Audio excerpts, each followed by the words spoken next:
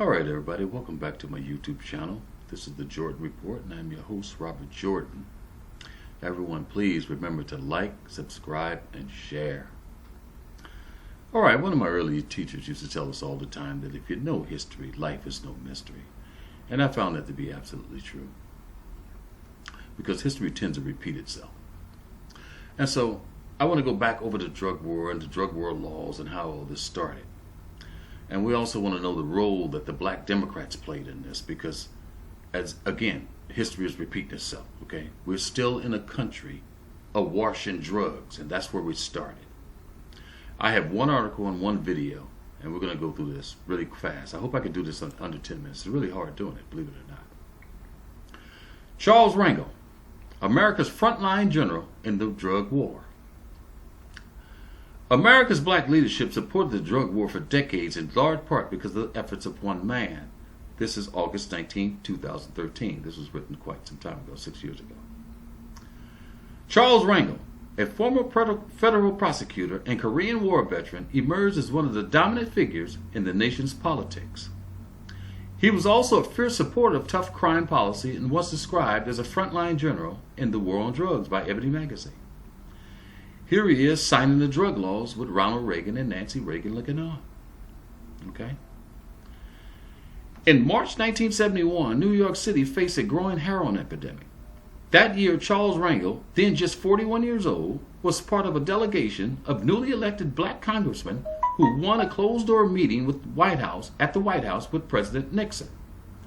It was a historic moment. Nixon had already begun the process of criminalizing drugs in new ways, ramping up the federal effort to crack down on dealers and addicts. Over the decades that followed, those policies would send millions of black men to prison. Millions of black men to prison. Some of the African American leaders are already voicing doubts and concerns. But during the Reagan meeting, Rangel didn't urge Nixon to rethink his drug war strategy. Instead, the Harlem Democrats urged Nixon to ramp up drug fighting efforts more aggressively, more rapidly. We could bring a halt to this condition which is killing off America's youth, Reagan told Nixon. In their encounter, secretly taped by Nixon's White House recording system and broadcast here for the first time, Rangel called on Nixon to use America's military and diplomatic power to stop the importation of drugs. He urged the president to view the spread of heroin and cocaine as a national crisis and warned that if Nixon didn't act fast, more Americans would demand that narcotics be legalized. It seems to me that the more white America is saying let's legalize drugs because we can't deal with it, the problem, Rangel cautioned. Just 3 months later, Nixon formally launched his national war on drugs, echoing much the language Rangel used that day at the White House. Public enemy number one in the United States is drug abuse. In order to fight and defeat this enemy, it's necessary to wage a new all-out offensive, he says. Rangel would later write warmly of his partnership with Nixon on drug war issues. Nixon was tough on drugs, he recalled in his 2007 memoir. We worked closely together on what was the beginning of our international war on drugs.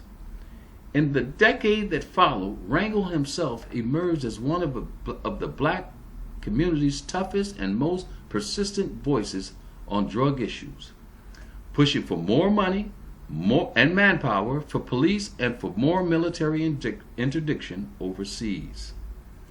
He lobbied for the creation of a special House subcommittee on narcotics and then served as its chairman, using the post to support the creation of the Drug Enforcement Administration, Drug Enforcement Agency, and the National Drug Czar.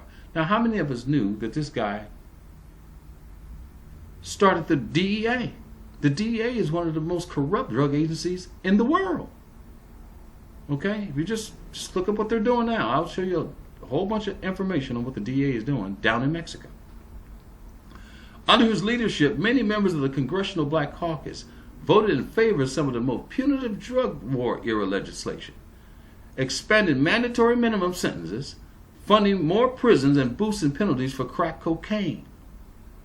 In a profile in Ebony magazine in 1989, Rangel bragged about pressuring Nixon and President Reagan to get even tougher on drugs, blasting them for what he called a lackadaisical attitude.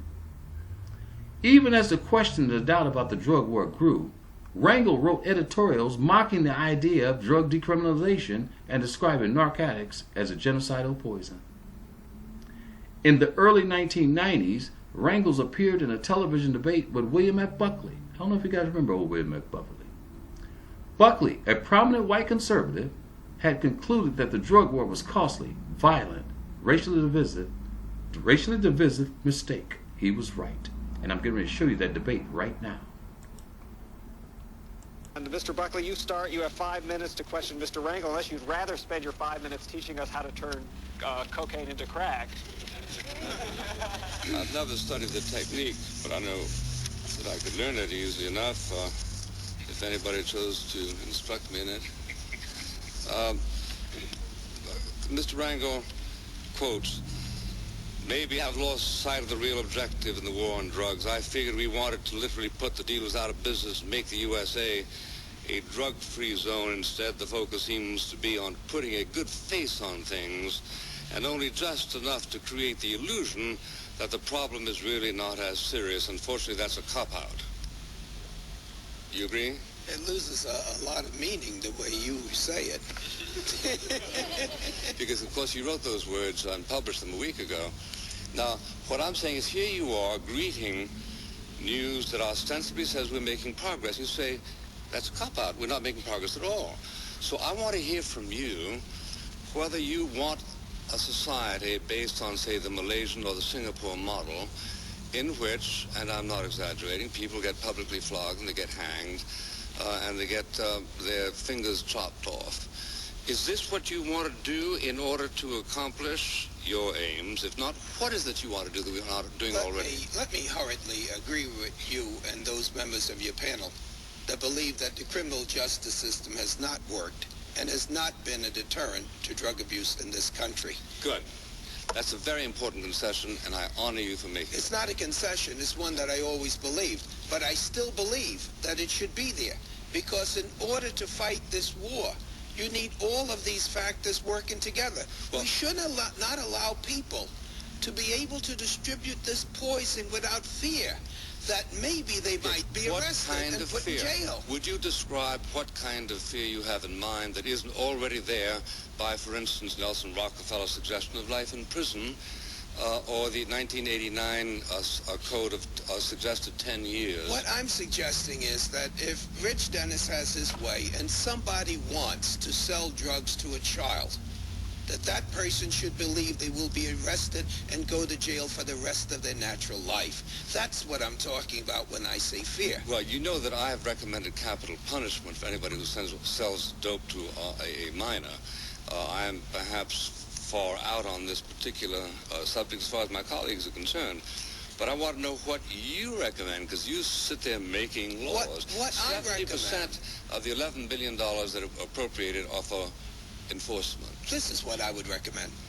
I would recommend that the president pick somebody like Colin Powell, as he did to negotiate this war in the Middle East, or Dick Cheney. And to say that what he would like to do is to make certain that the Secretary of Education has an education program for every child. That we have treatment for those people who need treatment. That we have a foreign policy where at least the Secretary of State would say it's against the interests of the United States of America to do business with people that produce and export that poison here. That's what I would like to see. This is bombast. It might work in Congress, but it doesn't really work in front of a rational audience. But you asked me a question. Or you say just get some magical guy with lots of charisma. It's not going to be easy. It's not a problem that the government can resolve by itself. It's not going to be easy. It takes families. It takes churches. Unless you're willing to say, let's hang the local pusher, you're not suggesting any alternative over the existing program because you don't want your lips to frame those words. They're too ugly.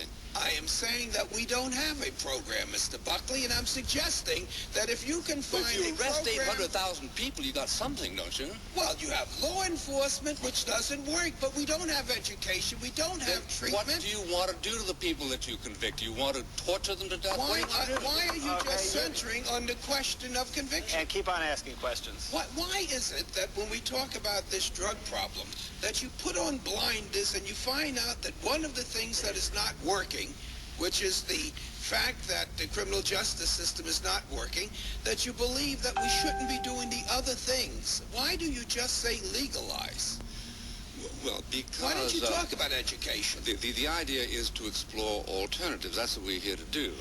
We are spending some $14 billion a year and losing, according to your estimate in that same article, $60 to $80 billion a year in lost productivity, and we're not making any progress according to you. Exactly. So therefore, you ought to be interested in a radical alternative, which is to take this money and this effort and teach people, even as they have been taught little by little about obesity, about cigarettes, about alcohol, and we are making a little progress there. If we were not making progress in the Middle East because the Army was not moving forward, but the Air Force was actually doing a tremendous job, would you say eliminate the Army?